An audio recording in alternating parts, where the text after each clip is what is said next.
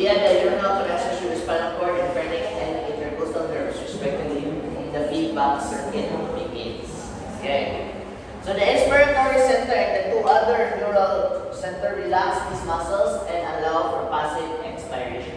The interplay among these three centers provides the regulation and intermittent rhythmic breathing at rates appropriate for each species during mutnya. Okay, so narang spelling sa mutnya ha. Mutnya, normal, quiet breathing. Okay? Stimulation of the inspiratory center leads to contraction of the diaphragm and the internal intercostal muscles via the neural connections through the spinal and phrenic and intercostal nerves. Feedback circuits between the inspiratory and other two neural centers relax this muscle and allows passive expiration. The interplay among the three centers provides the regular, intermittent, rhythmic breathing at rates appropriate for each species. Okay, so it's self-explanatory. Okay. The tonic activity of the inspiratory center is regulated by neural input from a variety of sites. Okay, so like lying parts of lungs, there are certain receptors that allows you to check the status of your respiratory system. Okay? The most important neural input is from the central chemoreceptors in the medulla of the brainstem. So, if they will ask you what type of sensor detects the state of your respiratory center, it would be the chemoreceptors. Okay? What does this chemoreceptors tell you? Pick up. What stimulus does this chemoreceptors pick up? What stimulus do you think? Guys, we're talking about chemoreceptors. What do you think?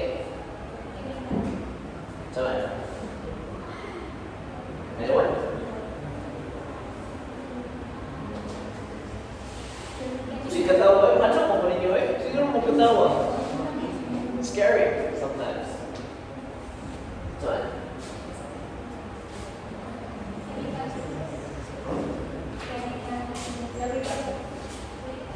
Chemical. The chemical messages. What chemical messages? So students, they usually check for two things. The level of the level of carbon dioxide, and also the hypoxia, or meaning the amount of oxygen present in your tissue. Specifically, sa tissue, in your blood. Okay? So, to? Carbon dioxide and hypoxia. Okay? So, those are the things that they check for. Okay? Also, students, always remember, aside from the chemoreceptors, there are also mechanoreceptors. Some of the mechanoreceptors, they do a different function. They instead tell you how much is the stretch and the pressure found in your lung. That is why your brain is still aware if you are breathing or not breathing. Okay? Aside from the build-up of carbon dioxide and the lack of oxygen, there are mechanoreceptors that tell you the stretch, the amount, and pressure within your respiratory system. This receptor responds to hydrogen ion concentration changes in the interstitial fluid. Ano pa na hydrogen ions aside from carbon dioxide, oxygen levels, and hydrogen levels. Okay? Changes in the interstitial fluid of the brain and stimulate the respiratory center to increase ventilation. When the hydrogen ion concentration increases because carbon dioxide from the blood readily diffuses into the interstitial fluids of the brain and in the fluids in the equilibrium with carbonic acid. So students, so when you're talking about CO2,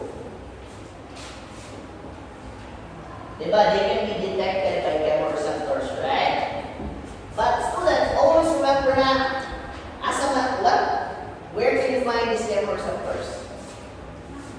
In the blood, right? In the blood vessels. Blood vessels nila, specifically your, ako na nag-reason na.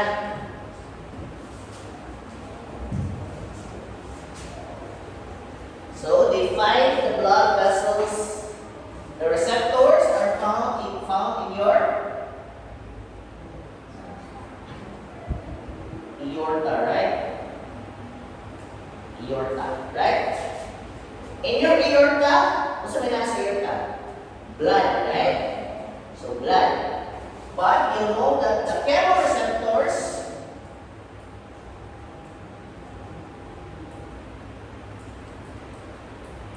will detect three things, right? So what are those three things?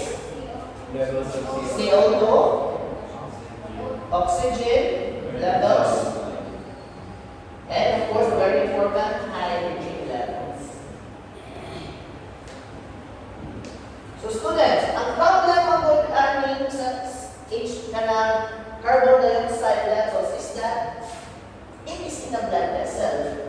There is no carbon dioxide in your blood. Instead, what happens is the CO2 in your blood reacts with the hydrogen in your, the CO2 in your body will react with the hydrogen in your blood, creating the carbonic acid. Okay? So, what's it called? So, the form of carbon dioxide commonly found in blood is called carbonic acid. That is the thing that is being detected that will tell you the status of your respiratory system. Okay, nakasagot mo? Wala kang kayo air molecules sa imuhang blood. So what happens is the body instead detects the carbonic acid levels. Okay? Later on, you will know that carbonic acid is very important physiologically, especially when we go to the cellular respiration. Okay? Ano po mga carbonic acid ito? Sa inyong mga kaya, wala po mga ito. Okay? So, when you hold your breath, there is actually a build-up of carbon dioxide. That carbon dioxide will readily bind to the hydrogen ions found in your blood. Once that happens, it actually increases your carbonic acid levels. That is why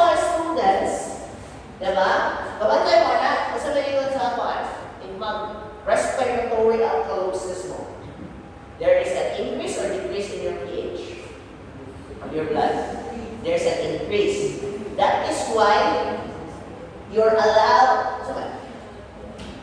if you are having alkalosis, there is an increase in your blood pH. Alkalosis man. Okay? So once that happens to this, you're asked to breathe inside the paper bag. Ano mo ba na?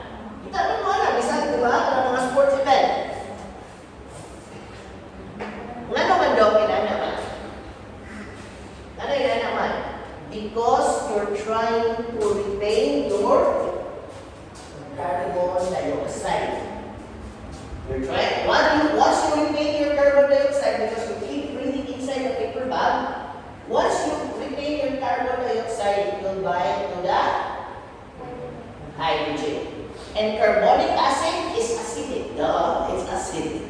So it will try to balance out the alkalosis. Okay, so that's one job of carbonic acid. Okay, it can be detected by your chemoreceptors. It can also correct respiratory alkalosis. Okay? Because carbon dioxide from the blood readily diffuses into the interstitial fluids, blah blah blah, in blood carbon dioxide increases the hydrogen concentration in the brain and stimulates ventilation. If there is a great buildup of carbon dioxide in your body, that would mean that it forces your lungs to ventilate. Okay? So example, if there's a way to trick your body into thinking that you have high levels of carbonic acid during metabolic acidosis. For example, if mag-metabolic acidosis ka, there is an decrease in the pH of your blood. Meaning, there is a high quantity of acid in your blood. Your body will presume that acid is carbonic acid, right? So what it does is, meaning it will breathe in such a way that it decreases the high carbon dioxide levels. Decreasing carbon dioxide means less carbon dioxide to become carbonic acid. Less carbonic acid means an increase in the blood pH. Okay, so guys, basic chemistry ha. So, Dora. Okay, let's continue. The effects of changes in the blood carbon dioxide on ventilation are so pronounced that carbon dioxide is considered to be the most important regulator of ventilation in most conditions. Meaning, the greatest stimulus for respiration will be your CO2 levels. CO2 levels in the form of what? Is picked up by the body in the form of what? Carbon dioxide. Carbonic acid. Pero, there is a catch. There is a catch in most conditions lang. There is an exemption to this rule. Later, I will explain. So, another group of chemoreceptors, the carotid and aortic bodies, also provide neural input to the inspiratory system. These peripheral chemoreceptors detect changes in arterial blood hydrogen ion concentration and oxygen content. Okay. Increase in hydrogen ion concentration or reductions in the blood O2 content initiate neural inputs to increase ventilation. Okay, ito. So, if itong gani we're talking about carbon dioxide and carbonic acid levels that pick up the carbonic acid. Now we will detect the status of the respiratory system through the O2 and hydrogen levels. Okay? However, the effects of these peripheral chemoreceptors are less pronounced than those of the chemoreceptors. So changes in blood hydrogen ion concentration or oxygen content must be severe to override the effects of carbon dioxide. Okay? So, when it comes to the abnormalities of the respiratory system, the first thing that stimulates breathing is CO2, right? Next is O2. Okay, so decrease in O2 levels means there is an increase or it will force your body to ventilate. But the first thing is going to happen is there is an increase in CO2 Okay, any questions so far? Alara?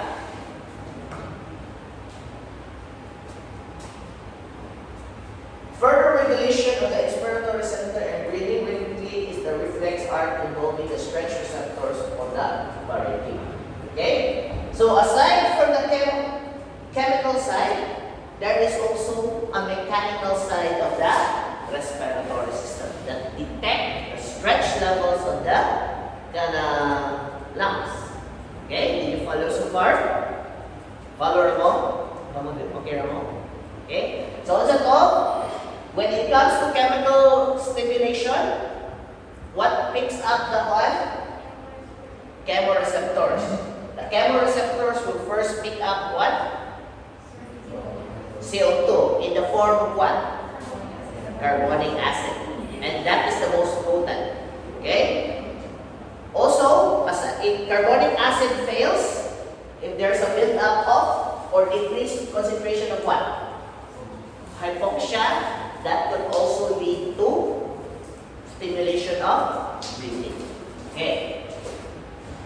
So further, these are pleural and bronchial. So respiratory reflex or the stretch of the receptors in these lung parenchyma, visceral and pleural bronchioles, these receptors are stimulated as the lung inflates. Like I said, there are mechanoreceptors that detect the stretch of your respiratory system. During inspiration and apparent impulses are transmitted up the vagus nerve.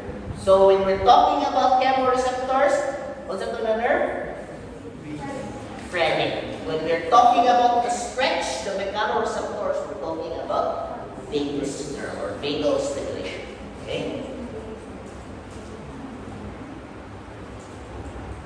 So there is a name for that reflex. This is called the Herring-Brewer reflex, which reinforces the action of other receptors to limit inspiration and prevent over-distension of the lungs. That is why, students, if you over-inhale,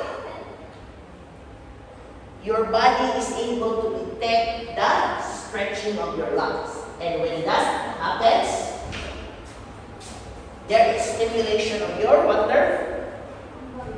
Vagus nerve that tells you not to overstretch your lungs. Okay? Kung overstretch yung lungs, ano sa kakita mo? Kakita mo, mag-iba ang inyong lungs. Okay?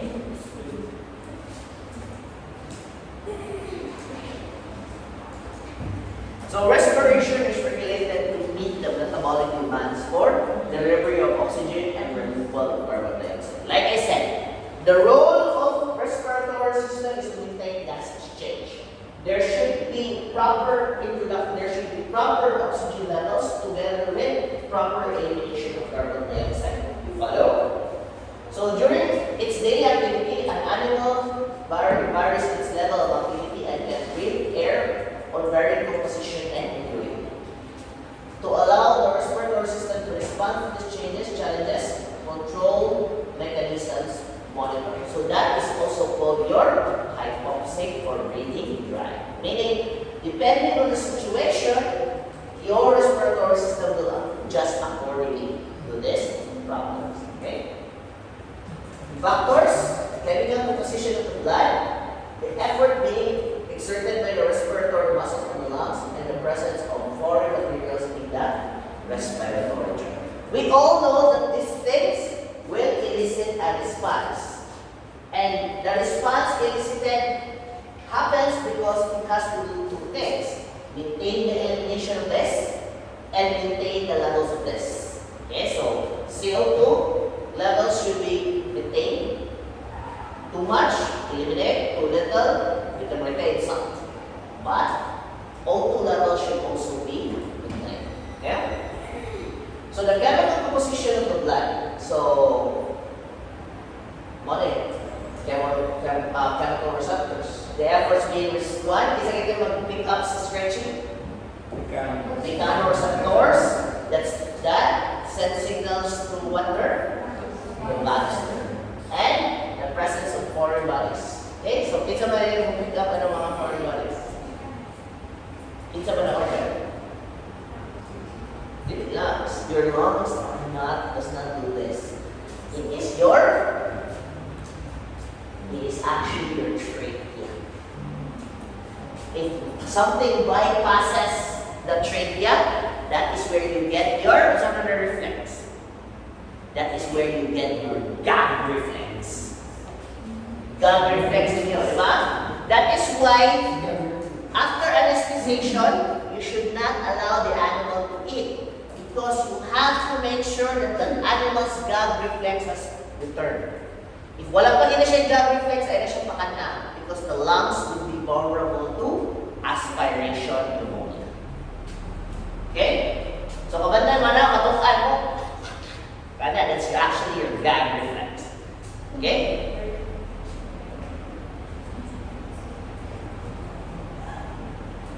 So, ano ba tayo ko? 12 minutes. Okay. So, the factor. The central controller generates the signals that regulate the activity of the respiratory muscle, which by contracting give rise to alveolar ventilation. Changes in alveolar ventilation affect blood gas tension and pH, which are monitored by chemoreceptors. Like I said, certain receptors in the blood and in the lungs actually detect these things, right? I already explained it. Mechanoreceptors in various parts of the respiratory system monitor the degree of stretch of the lungs and changes in the airway and muscular receptors. Okay? So, students, if you want to be really specific, the thing that monitors your stretching is called your proprioceptors. And your proprioceptors are a form of what receptors? Mechanical. So they pick up the mechanical stretches or mechanical stimulus in your lungs. Okay? Guys, we're not doing it because this is the mechanism that does not allow you to breathe. Okay? Without these mechanisms, you will cease to breathe. Makalimot kang ginhawa. Okay? That is why if an animal's medulla, pons, and brainstem are destroyed, automatically that animal will stop breathing. Okay? So you can't choke if you don't have a pons. Okay? So central control of respiration. Respiratory respiration originates in the medulla and pons of the brainstem, but it is also affected by excuse me, students, 1 minute.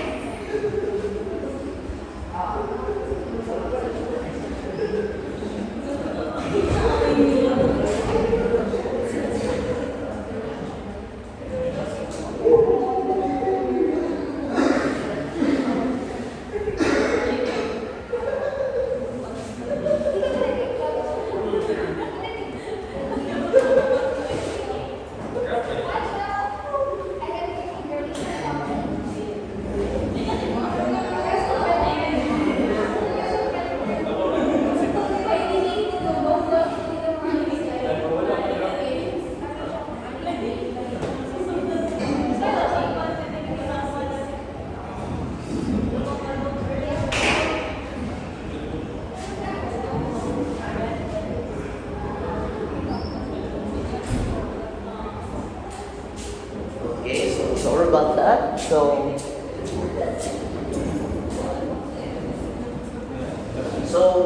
students, the vagus nerve is the one that transmits stimulus back to the brain, but there's also the phrenic nerve. Okay? Peripheral chemoreceptors are the only receptors monitoring blood oxygen levels, but also responds to changes in carbon dioxide and hydrogen ion concentration. Although students, let's establish it now. The biggest drive will always be CO2 levels. Okay? Then oxygen O2 levels come in second. Okay?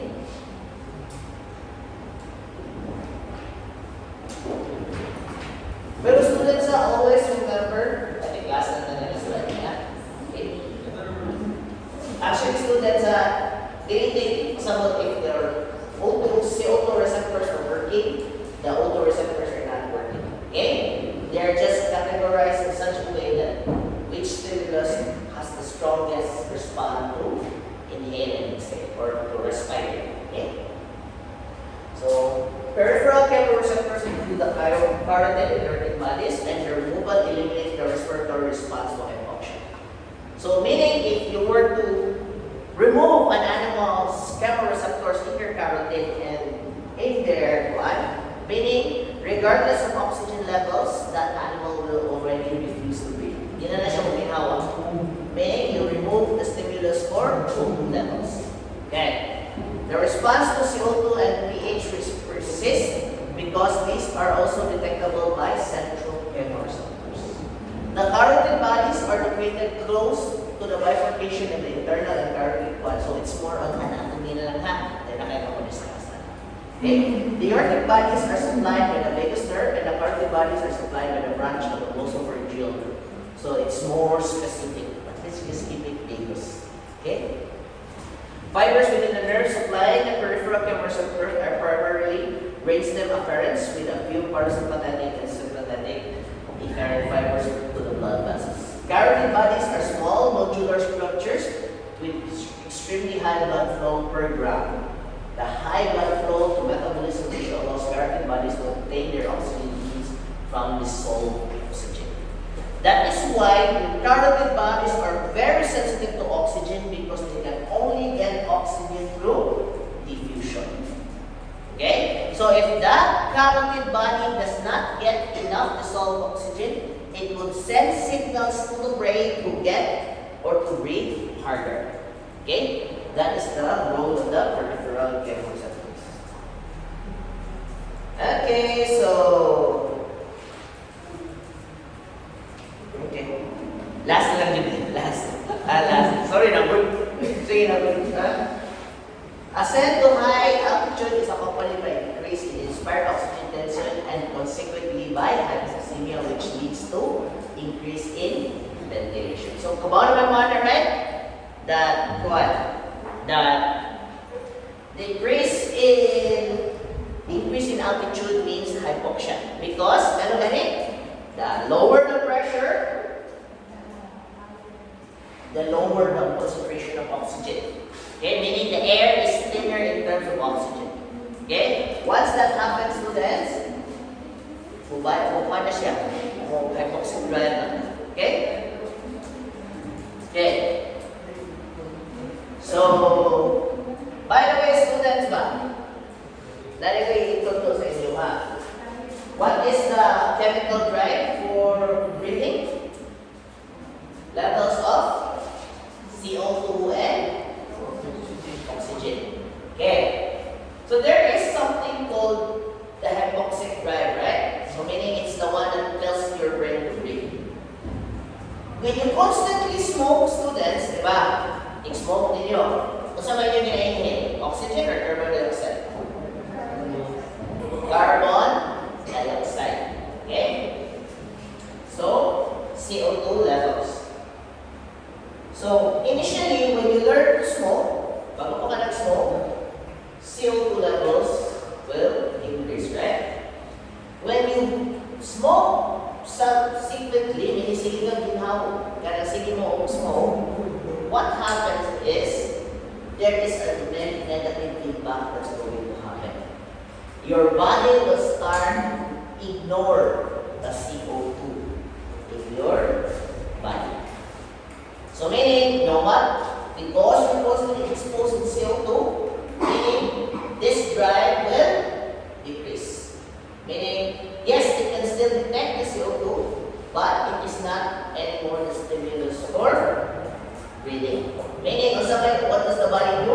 Instead, it will alternate. Meaning, if you constantly smoke, CO2 levels are ignored by your body. Instead, it will rely on oxygen levels in the animal. Okay? So meaning, same side if you go if na pulmonary problem, oxygen levels na nabasihan sa kuwan. Doc, what's the downside of this? If a person who keeps on smoking, imo matanggal ng pure oxygen, meaning there is an increase in O2 tension, that person will stop breathing. Go ahead. Sagot mo? Did you understand?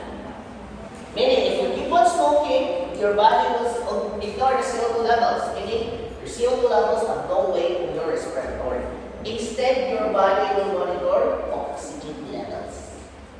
And if that person were to inhale pure or high levels of oxygen, that person will stop to breathe, will stop breathing. Because, like I said, these two will balance each other out. Okay? But what happens is, since this one got eliminated, so if oxygen, ihatag mo yung oxygen, di na naman ginhawa ang animal. Okay? So in this condition, you need to maintain a certain degree of oxygen levels. Okay?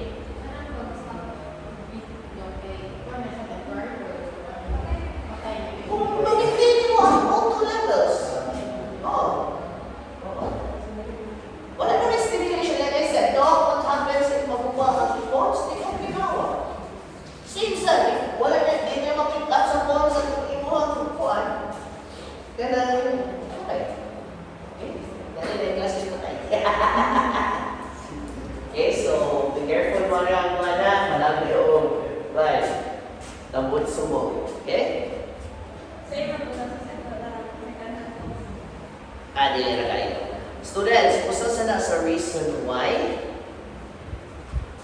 Ani? Kana